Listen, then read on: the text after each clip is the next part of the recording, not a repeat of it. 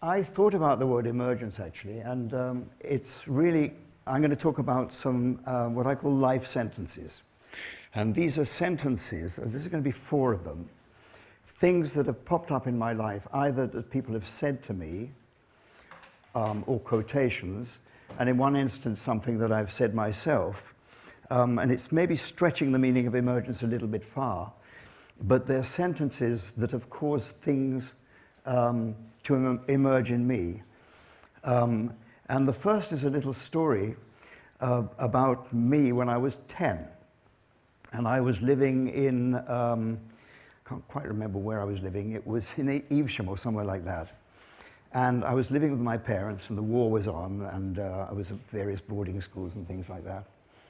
And I was living with my mother, and she had a friend called Gregory, who seemed to be about twice my size, and twice my volume, and dark, and I was completely petrified of this man.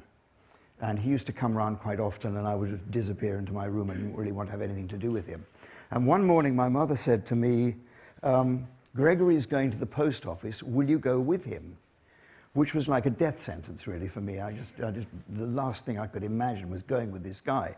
But I had to go. And we set off on gravel, because the roads were made of gravel where I was living. And I remember his sound on the gravel was like a real, like a sort of heavy, serious thing. And I sounded like a mouse on some sand. And I felt very sort of feeble and a bit scared of this guy. And he suddenly turned to me and said, why are you so selfish? It's not a really wonderful thing to hear from somebody. And I didn't know what to say, so I didn't say anything. And there was a pause which seemed to last forever. And he said, you're 10 years old and you let your mother make your bed. And I was amazed that somebody had noticed that. And for me, it was the first time that I realized, I think, that my behavior was visible to other people. It was the first time I realized there was a connection between how I behaved and how other people constructed their idea of me. And it emerged in me in that I realized that for most of the clients that I've ever worked with, I've sort of wanted to say, why are you so selfish to these big organizations that I work for? Because there's certain truths, and I know I've only got 10 minutes, it's a little story. There's a cafe in London which I can't tell you what it is, but it's very worthy. It's beautifully designed. They give you leaflets which tell you how caring they are about the animals that they then kill and we eat, and how it's all organic and all of this. And it's a very gentle place. And one of the waitresses came up to me, and I just inadvertently said, do you enjoy working here? And she said, it's all right. And I said, well, how long is your shift? 12 hours with a 1-hour break. So for me, that was a real example of, it seems okay, but she let her mother make her bed, if you see what I mean. People tolerate pretty terrible behavior. So that was the first sentence that stayed with me, why are you so selfish? And I always am saying it to myself, and I'm always not saying it to people that I work for, but wishing I had the courage to say it. So that was the first sentence. The second one was by Maya Angelou, which I think is a fantastic thing, and it's made a huge difference to me. She said, I've learned that people will forget what you said, people will forget what you did, but people will never forget how you made them feel. And I think that, for those of us that are designers, is a really critical thing to remember. Because people don't read what you write, they read what they read. And people don't hear what you say any more than people are hearing what I'm saying now. You are hearing what you choose to hear.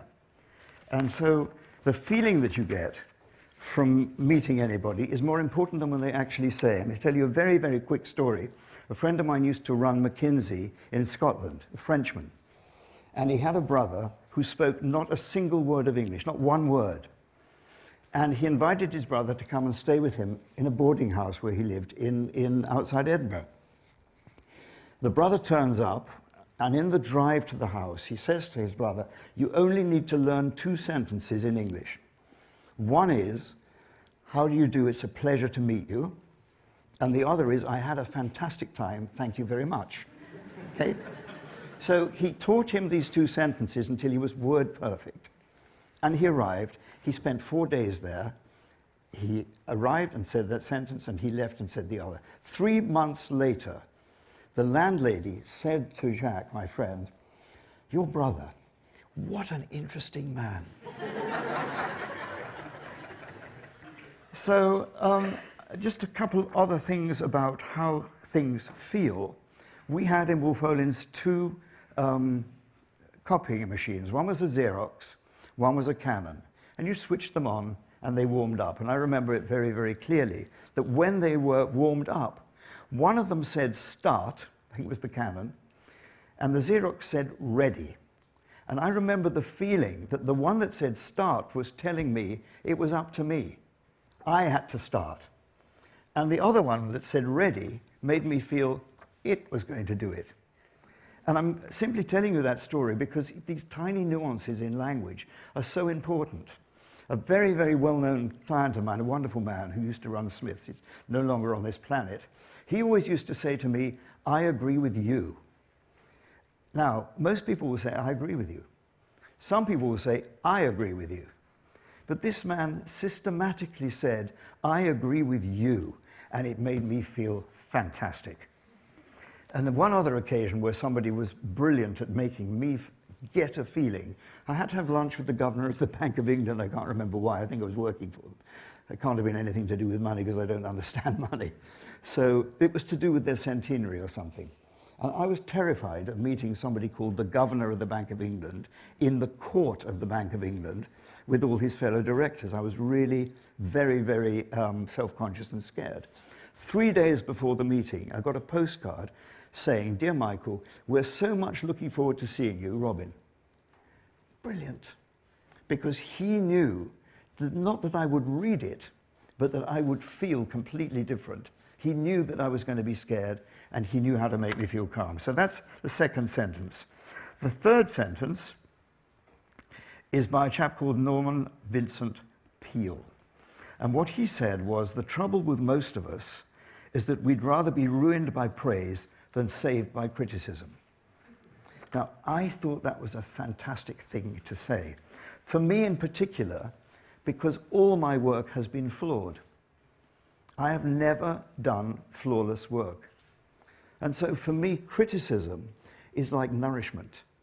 Criticism where I can see the shortfall in what I do, and the shortfall in what I will always continue to do, because nothing is flawless, nothing we do.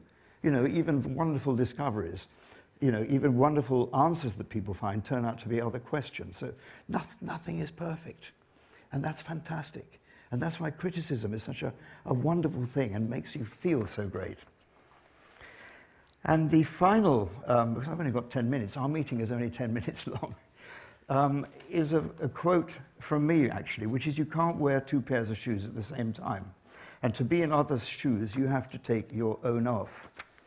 Well, I've been involved in something called inclusive design now for several years.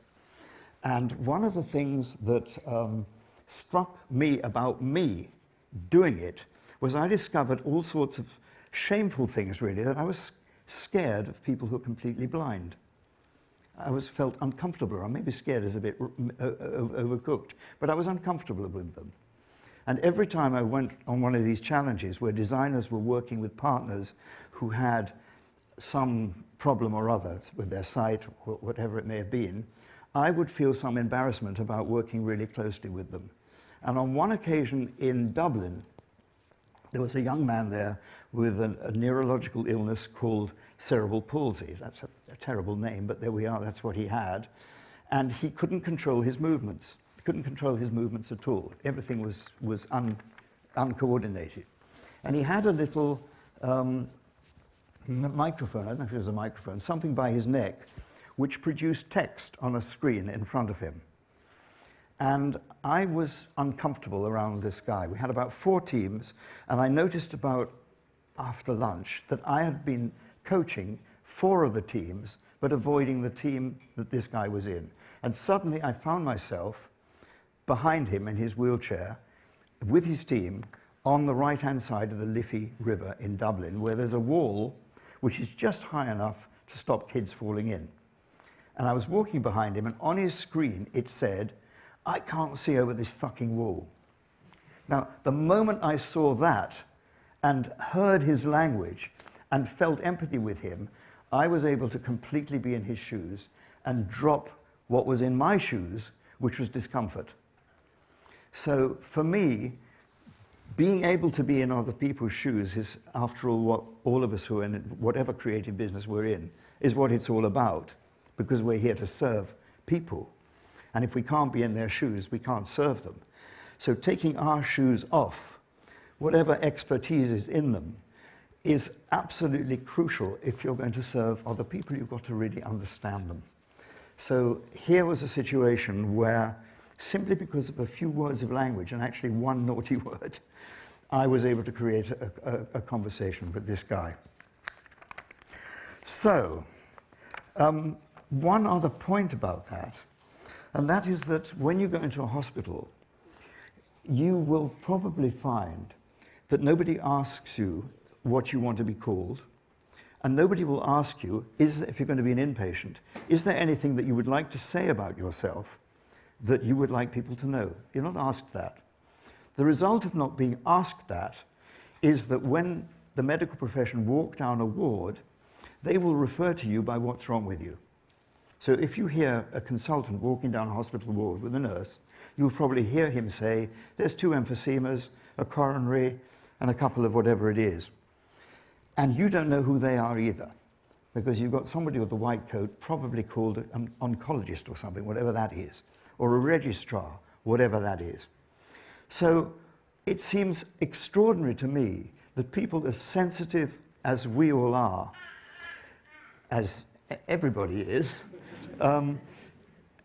don't follow through and put labels on people so that I can walk past this guy and see that he's a cab driver. Or this guy can walk past me and I can see that he's a junior doctor with particular experience in bladder cancer, or whatever it may be.